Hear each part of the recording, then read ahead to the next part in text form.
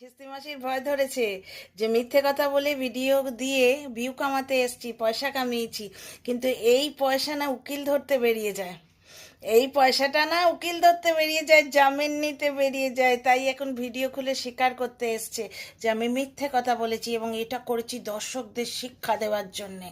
দর্শকরা তোমরা গিয়ে মিথ্যেবাদী ব্লগারকে ইয়ে দাও, মানে ওর ভাষায় মিথ্যেবাদী, কারণ ওইটি না ক্লিক বেট খেলেছে। ছেলে আসেনি অথচ বলেছে যে ছেলে এসছে শুনে দৌড়ে গেলাম। তো সে ছেলে বলেছে আমার ছেলে তো বলেনি। তো যত দোষ নন্দ ঘোষ, দর্শকদের সব দোষ। তো দর্শকদের শেখাবার জন্য যদি ভিডিও করেছিস তা টাকাটা ভিডিওকে দর্শকদের দিয়ে দে। এই দুটো ভিডিওতে মিথ্যে কথা বলে যে রেভিনিউটা কামিয়েছিস, হ্যাঁ, শিক্ষা দেওয়া তো হলো।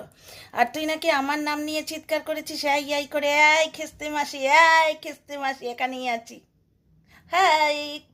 তো